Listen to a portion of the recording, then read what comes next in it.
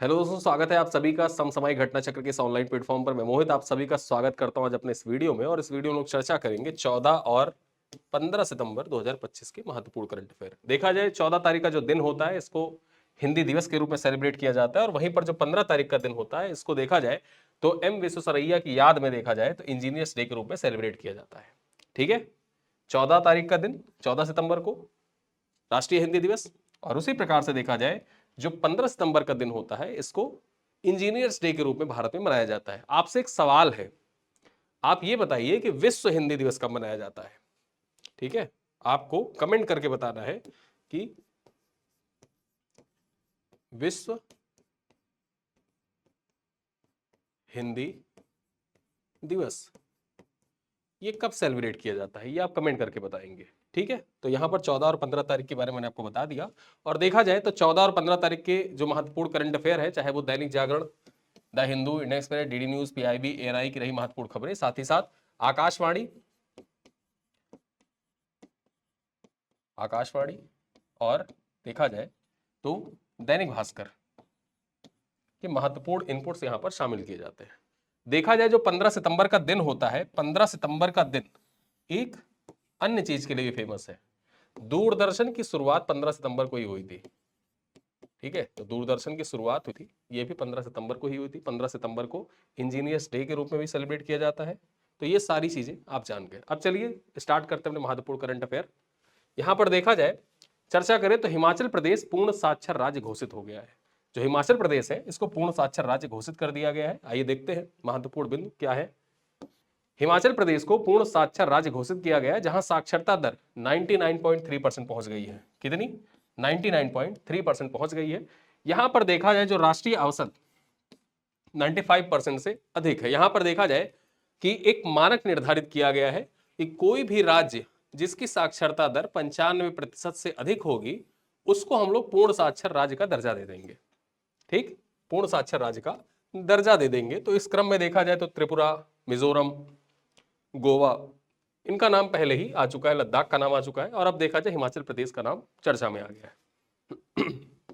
यहां पर चर्चा करते हैं तो मुख्यमंत्री सुखविंदर सिंह सुक्खू ने यह घोषणा अंतरराष्ट्रीय साक्षरता दिवस पर शिमला में की थी।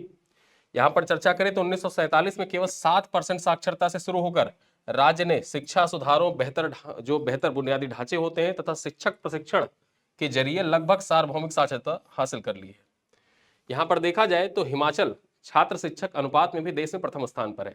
हिमाचल प्रदेश जो है, यहां पर जो छात्र और शिक्षक का अनुपात होता है ना, उसमें पूरे भारत में पहले स्थान पर है। ये पॉइंट आप याद रखिएगा। अब डिजिटल एवं कौशल आधारित शिक्षा पर ध्यान केंद्रित कर रहा है। यहां पर देखा जाए इस उपलब्धि के साथ हिमाचल प्रदेश मिजोरम, त्रिपुरा, गोवा, लद्दाख की श्रेणी में शामिल हो गया है और पूर्ण साक्षर क्षेत्र माना गया है। ठीक है, यानी कि परीक्षा के लिए उपयोगी क्या है? परीक्षा के लिए उपयोगी तथ्य यही है कि निम्नलिखित में से कौन सा राज्य, ठीक है, कौन सा राज्य पूर्ण साक्षर राज्य नहीं है। ऑप्शन आ जाएगा वहां पर, एक हिमाचल प्रदेश, मिजोरम, त्रिपुरा, और एक कोई अन्य ऑप्शन दे देगा केरल। ठीक है, तो वहां पर अभी देखा जाए केरल में जो साक्षरता है वो पूर्ण साक्षर राज्य, मतलब साक्षरता दर भले ही बेहतर है लेकिन अभी भी पूर्ण साक्षर राज्य घोषित नहीं किया गया है केरल को। जबकि हिमाचल प्रदेश को, मिजोरम को, त्रिपुरा को, गोवा को और लद्दाख जो यूनियन टेरिटरी है इसको पूर्ण साक्षरता का दर्जा दे दिया गया है। ठीक है, चलिए अगली खबर देखें क्या है। अगली खबर है पंजाब में बाढ़ राहत के लिए सेना का ऑपरेशन राहत। देखा जाए पंजाब की हालत से आप सब वाकिफ हैं। पंजाब की हालत सोशल मीडिया पे आपने खूब देखा कि गांव के गांव बह गए, बहुत से जानवर जो हैं वो पानी में डूब के मर गए, बहुत से परिवार बेघर हो गए, लोगों के घर टूट गए, बहुत लोग बिछड़ चुके हैं। उसी दृष्टिकोण को देखा जाए, जो ये आपदा है, इस आपदा में राहत का कार्य अब सेना ने संभाला है और सेना के द्वारा देखा जाए ऑपरेशन राहत शुरू की गई है। ठीक है, भारतीय सेना के द्वारा चलाया गया जो ऑपरेशन है उसका क्या नाम दिया गया? ऑपरेशन राहत। एग्जाम में आपसे डायरेक्टली पूछेगा कि पंजाब में बाढ़ राहत के लिए भारतीय सेना द्वारा चलाए गए ऑपरेशन का नाम क्या था? आपको वहीं पर टिक करना होगा, ऑपरेशन राहत। ठीक है, चलिए देखते हैं। यहां पर पंजाब में आई भीषण बाढ़ के बीच भारतीय सेना ने बड़े स्तर पर ऑपरेशन राहत शुरू किया है। इस अभियान में सेना के जवान लगातार बाढ़ प्रभावित इलाकों में फंसे लोगों को सुरक्षित निकालने तथा आवश्यक सहायता पहुंचाने में जुटे हुए हैं। ऑपरेशन में देखा जाए तो एएलएच MI-70, चीता, चिनूक जैसे हेलीकॉप्टर तैनात किए गए हैं। ठीक है, जो एडवांस हेलीकॉप्टर है उनको भी तैनात किया गया है इस ऑपरेशन राहत में। देखा जाए तो यह अभियान जो है स्थानीय प्रशासन, NDRF, SDRF के साथ मिलकर चलाया जा रहा है ताकि राहत कार्य तेज और प्रभावी बनाया जा सके। चलिए अगली खबर पर चर्चा करें। यहां पर देखा जाए तो राष्ट्रीय बहुआयामी गरीबी सूचकांक पर कार्यशाला का आयोजन। ठीक है, ये कार्यशाला है, इस कार्यशाला के बारे में आइए जान लेते हैं। तो नीति आयोग ने UNDP के सहयोग से राष्ट्रीय बहुआयामी गरीबी सूचकांक पर एक दिवसीय कार्यशाला आयोजित की। ठीक है, ये UNDP के सहयोग से जो एक दिवसीय कार्यशाला है ना राष्ट्रीय बहुआयामी गरीबी सूचकांक पर, ये किसके सहयोग से UNDP के द्वारा आयोजित की गई? तो नीति आयोग के सहयोग से आयोजित की गई थी। ठीक है, देखा जाए तो इसमें 30 राज्य, केंद्र सरकार, संयुक्त राष्ट्र एजेंसियां तथा थिंक टैंकों के प्रतिनिधियों ने पार्टिसिपेट किया। जो कार्यशाला थी इसकी अध्यक्षता किसके द्वारा की गई? तो नीति आयोग के जो उपाध्यक्ष हैं सुमन बेरी के द्वारा की गई। आपको कमेंट करके ये बताना है कि वर्तमान में जो नीति आयोग है, नीति आयोग, इसके अध्यक्ष कौन है? इसके अध्यक्ष कौन है ये आप कमेंट करके बताएं। 2 सवाल मैंने आपसे कमेंट करने के लिए बोला है, अब तक 2 सवाल हो गए हैं। चलिए देखा जाए यहां पर तो विशेषज्ञों ने गरीबी उन्मूलन, सतत विकास लक्ष्यों और बेहतर शासन में MPI की अहमियत पर जोर दिया है। सत्रों में सामाजिक सुरक्षा योजना एवं डाटा आधारित निर्णय, MPI की तकनीकी पद्धति और किसी को पीछे ना छोड़े, ठीक है, लीव नो वन बिहाइंड विश्लेषण पर भी चर्चा हुई। जो ये लीव नो वन बिहाइंड है, इस कीवर्ड को आप याद रखिएगा। परीक्षा में GS paper 2, sorry GS paper 1, GS paper 1, ये मेंस की बात कर रहा हूं मैं, मुख्य परीक्षा की बात कर रहा हूं। मुख्य परीक्षा में पूरा एक टॉपिक दे रखा है गरीबी। ठीक है, गरीबी भारतीय समाज है, भारतीय समाज वाला जब आप सेक्शन पढ़ते हैं तो वहां पर गरीबी से संबंधित सवाल हर साल पूछा जाना है। GS पेपर 3 में हालांकि गरीबी दे रखा है, लेकिन मेनली जहां पर गरीबी पूछा जाता है वो फोकस करता है कहां पर? वो फोकस करता है GS पेपर 1 में। और GS पेपर 1 में जब गरीबी की डेफिनेशन वगैरह आप लिखते हैं और भारत सरकार के द्वारा जब उठाए गए कदम हैं, उनमें आपको कुछ चीजें लिखनी होंगी, कुछ कीवर्ड्स ऐसे हैं जिनका प्रयोग आपको करना होगा, वरना आपका आंसर जो होता है जनरली हो जाता है, मतलब जनरल आंसर की तरह हो जाता है। ठीक है, तो यहां पर जो लीव नो वन बिहाइंड है, ये एक कीवर्ड है। इस कीवर्ड को आप अपने एग्जाम में यूज करेंगे ही करेंगे। इस कीवर्ड को, लीव नो वन बिहाइंड को आप अपने कीवर्ड में ऐड करेंगे। जैसे सतत विकास लक्ष्य हो गए, आपको हर जगह ऐड करना चाहिए। जो भी प्रश्न आप भारतीय समाज से रिलेटेड लिख रहे हैं, महिलाओं से रिलेटेड लिख रहे हैं, समानता से रिलेटेड, असमानता से रिलेटेड, जलवायु परिवर्तन से रिलेटेड, जहां भी आपको निष्कर्ष लिखना है, उस निष्कर्ष में कुछ कीवर्ड्स ऐसे हैं जिनको आपको लिखना ही लिखना होगा। जैसे सतत विकास लक्ष्य। अब सतत विकास लक्ष्य ये नहीं कि आपने सीधे सीधे लिख दिया सतत विकास लक्ष्य, कहीं पर महिलाओं से संबंधित सतत विकास लक्ष्य है, समानता की बात की गई है, वहां पर आप सतत विकास लक्ष्य 5, 10 का यूज कर सकते हैं। फिर जल से रिलेटेड है या जल संरक्षण से रिलेटेड कुछ है तो वहां पर पर्यावरण संरक्षण से रिलेटेड है। तो जो भी सतत विकास लक्ष्य है उन सारी चीजों को वहां पर मेंशन करते हुए चलना है। ठीक है, चलो आगे चलते हैं। विश्व तीरंदाजी में भारत की ऐतिहासिक जीत। यहां पर देखा जाए विश्व तीरंदाजी में भारत ने ऐतिहासिक जीत हासिल की है। देखा जाए तो दक्षिण कोरिया के ग्वांगजाओ में आयोजित विश्व तीरंदाजी चैंपियनशिप में भारत ने पुरुष कंपाउंड टीम इवेंट में पहला स्वर्ण पदक जीता है। ठीक है, यहां पर याद रखना कि विश्व तीरंदाजी चैंपियनशिप का आयोजन कहां पर किया गया था? तो इसका आयोजन कहां पर हुआ? ग्वांगजाओ चीन में हुआ। कहां पर? ग्वांगजाओ चीन में इसका आयोजन किया गया। देखा जाए तो ऋषभ यादव, अमन सैनी, प्रथमेश फुगे की टीम ने फ्रांस को 235-233 से हराकर यह उपलब्धि हासिल की है। इस जीत ने भारत को विश्व मंच पर कंपाउंड तीरंदाजी में एक नई पहचान दिलाई है। यानी कि पहली बार है कि भारत ने जो कंपाउंड कैटेगरी होती है ना, उसमें स्वर्ण पदक जीता है। कंपाउंड टीम इवेंट में भारत ने स्वर्ण पदक जीता है और इसी वजह से ये आपके परीक्षा के दृष्टिकोण से महत्वपूर्ण हो जाता है। चलिए आगे चलते हैं, दिग्विजय दिवस के बारे में चर्चा कर लेते हैं। ठीक, दिग्विजय दिवस, 2 दिवस तो मैंने आपको पहले ही बता दिया, हिंदी दिवस और जो इंजीनियर डे है, ये दोनों दिवस मैंने आपको पहले ही बता दिया। अब यहां पर दिग्विजय दिवस के बारे में चर्चा कर लेते हैं। दिग्विजय दिवस क्या है? देखा जाए तो दिग्विजय दिवस हर साल 11 सितंबर को मनाया जाता है, जो स्वामी विवेकानंद के 1993 में देखा जाए जो शिकागो के पार्लियामेंट ऑफ रिलीजन में ऐतिहासिक भाषण था उसकी याद में मनाया जाता है। यानी कि 11 सितंबर 1993 को स्वामी विवेकानंद ने शिकागो के जो धर्म सभा हुई थी, शिकागो में जो धर्म सभा हुई थी उसमें जहां पर स्वामी विवेकानंद ने sisters and brothers of America से शुरू किया था जो भाषण, ठीक है। और इसके बाद हुआ क्या कि जितने भी अन्य वक्ता आ रहे थे वो लेडीज एंड जेंटलमैन, जबकि स्वामी विवेकानंद जब खड़े हुए भाषण देने के लिए तो जैसे मोदी जी खड़े होते तो मेरे प्यारे भाइयों बहनों सेम वैसे ही उसी टोन में यहाँ पर विवेकानंद जी ने पहली बार sisters and brothers of America से संबोधित किया था। और उसके बाद देखा जाए तो तालियों की गड़गड़ाहट जो थी वो पूरे सभागार में फैल गई थी, ठीक है। तो उसी देखा जाए तो उनका भाषण sisters and brothers of America से शुरू हुआ और इसने धार्मिक सहिष्णुता, एकता और भारत के आध्यात्मिक विरासत को विश्व मंच पर उजागर किया था। और इसी की याद में देखा जाए तो दिग्विजय दिवस हर साल 11 सितंबर को मनाया जाता है। देखा जाए तो यह उनके एकता की विविधता के आदर्शों को रेखांकित करता है, युवाओं में आत्म विकास और सेवा की ओर प्रेरित करता है, शिक्षा, आत्मविश्वास, मानवीय मूल्यों के विषय की पीढ़ियों के लिए मार्गदर्शक सिद्धांत के रूप में भी मजबूत करता है। चलिए आगे चलते हैं। देखा जाए यहाँ पर तो राजस्थान विधानसभा ने पारित किया धर्मांतरण विरोधी विधेयक। जो राजस्थान विधानसभा है इसके द्वारा धर्मांतरण विरोधी विधेयक प्रस्तुत किया गया है। चर्चा कर लेते हैं क्या है ये।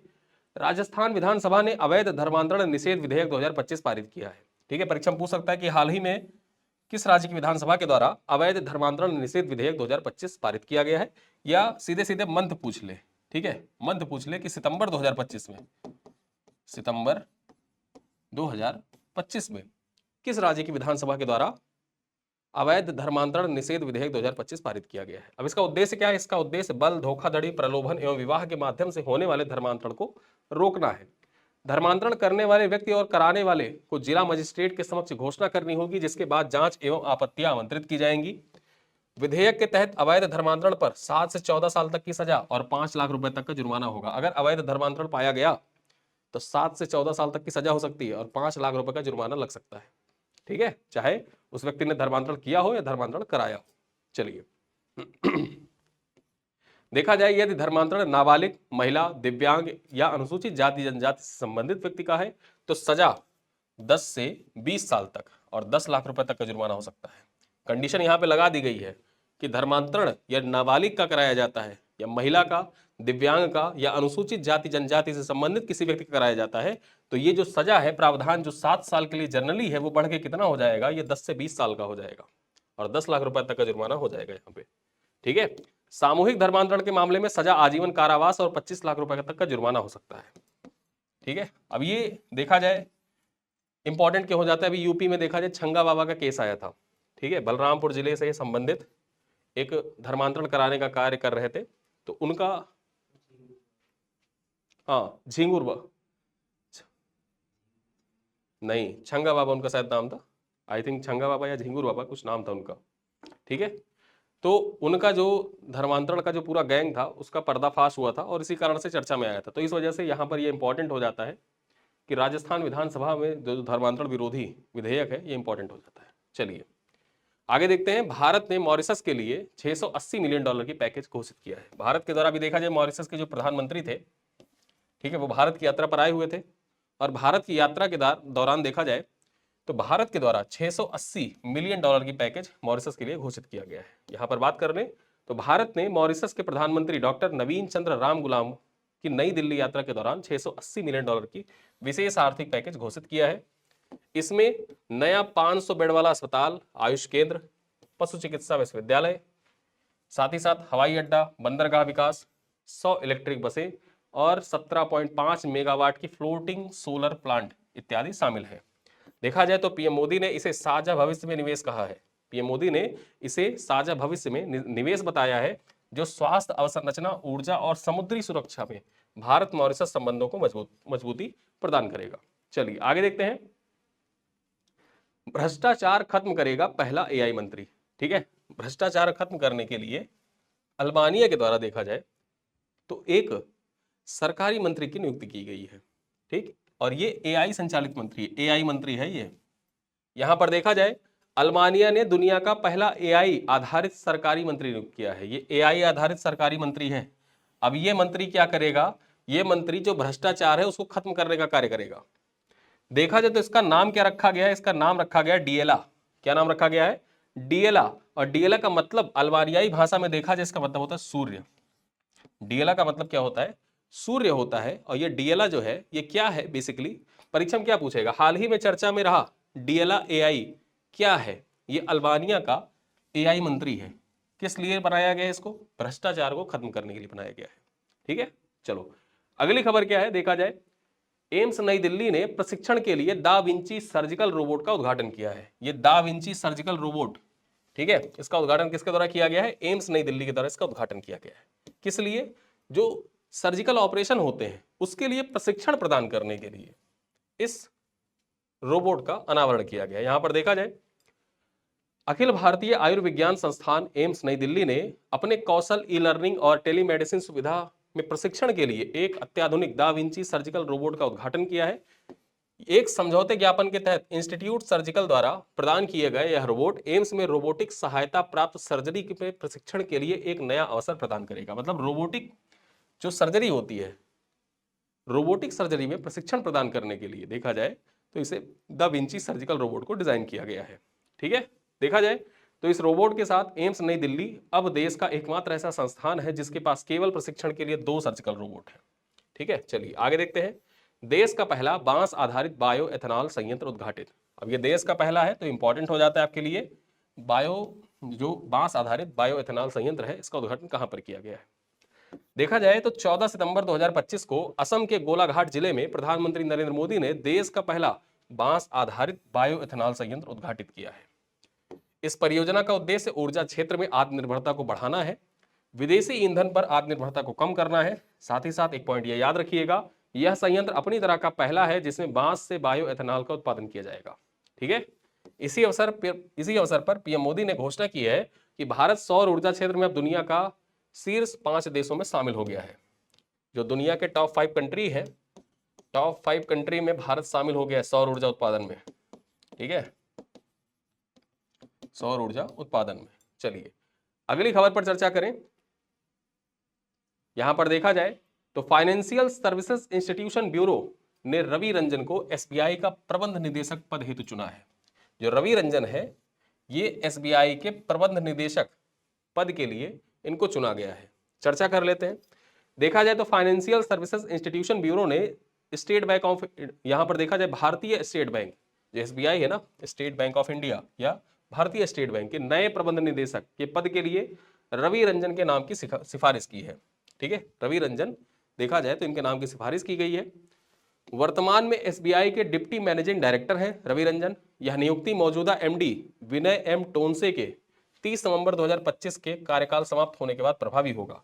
अंतिम निर्णय देखा जाए तो प्रधानमंत्री की अध्यक्षता वाली मंत्रिमंडलीय नियुक्ति समिति जो है वही लेगी। और एसबीआई की संरचना में देखा जाए तो 1 चेयरमैन और 4 मैनेजिंग डायरेक्टर होते हैं।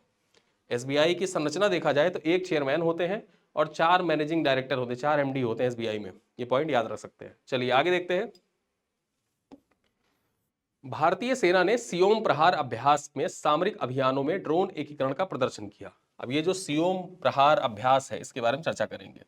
सियोम प्रहार अभ्यास के बारे में देखा जाए तो भारतीय सेना ने सफलतापूर्वक सियोम प्रहार सैन्य अभ्यास पूरा किया है, जिसका उद्देश्य आधुनिक सामरिक अभियानों में मानव रहित हवाई प्रणालियों, ठीक है, जो अनमैन्ड एरियल सिस्टम होते हैं उनका एकीकरण करना था। यथार्थ युद्ध क्षेत्र परिस्थितियों में आयोजित इस अभ्यास में ड्रोन का उपयोग निरंतर निगरानी, टोही, लक्ष्य पहचान, सटीक हमले में किया गया।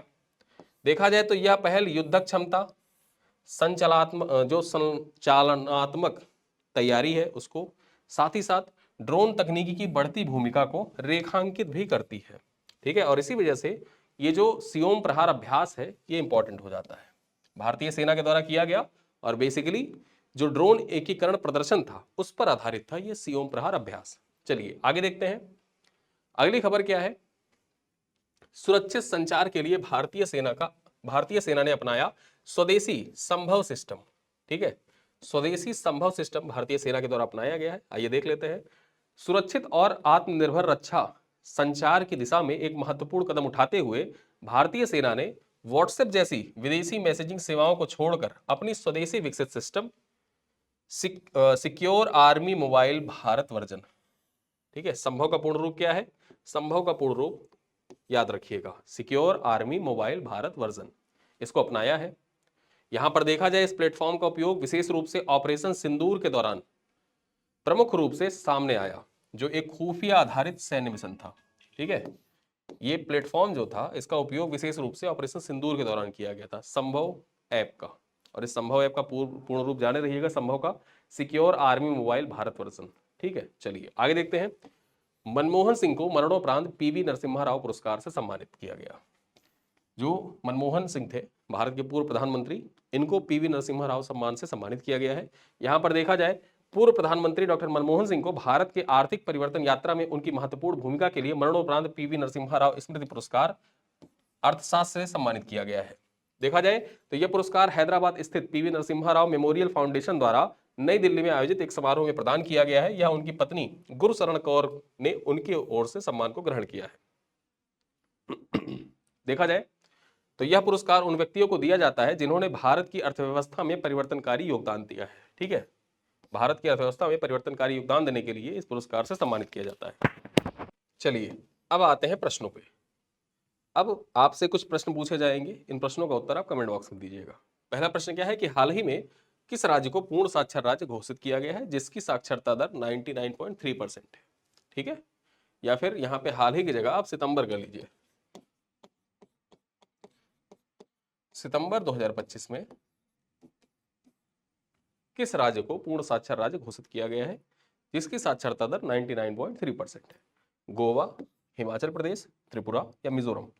क्वेश्चन नंबर 2 है कि पंजाब में आई बाढ़ के बीच भारतीय सेना द्वारा चलाए गए ऑपरेशन राहत में निम्न में से कौन सा हेलीकॉप्टर शामिल नहीं था? ARH, MI-70, चिनूक या सुखोई 30? ठीक है, तो आपको जैसा पता होगा कि सुखोई 30 जो है ये हेलीकॉप्टर नहीं है, ये क्या है? ये फाइटर जेट है, फाइटर जेट है। तो भैया जब फाइटर जेट है और आप राहत कार्य के लिए संचालित कर रहे हैं तो राहत कार्य संचालित करते टाइम आप फाइटर जेट क्यों ही भेजेंगे? तो जाहिर सी बात है सुखोई 30 जो है ये एलिमिनेट हो जाएगा और सीधे सीधे यहाँ पर जो हेलीकॉप्टर के नाम है ये तीनों शामिल थे, तो इसका ऑप्शन हो जाएगा डी। क्वेश्चन नंबर 3 देखें, यहाँ पर क्या कह रहा है? विश्व तीरंदाजी चैंपियनशिप 2025 में भारत ने पुरुष कंपाउंड टीम इवेंट में पहला स्वर्ण पदक किस देश को हराकर जीता है? दक्षिण कोरिया, फ्रांस, अमेरिका या जर्मनी?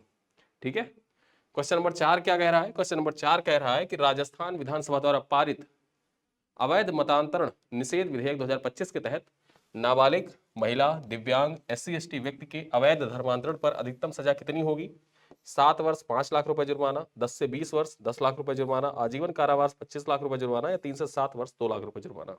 ठीक है, और अंतिम सवाल है कि असम के गोलाघाट जिले में उद्घाटित भारत का पहला बांस आधारित एथेनॉल संयंत्र किस वर्ष प्रारंभ हुआ? 2023 में, 24 में, 25 में या 2022 में? ठीक है, तो आपको बताना इसका उद्घाटन कब किया गया, बेसिकली कब से ये चल रहा है। तो ये 5 सवाल थे और 5 सवाल से इतर दो सवाल मैंने आपसे और पूछे। एक सवाल हिंदी दिवस, विश्व हिंदी दिवस, ठीक है, विश्व हिंदी दिवस, ये पहला सवाल था। दूसरा सवाल पूछा था मैंने आपसे कि नीति आयोग के अध्यक्ष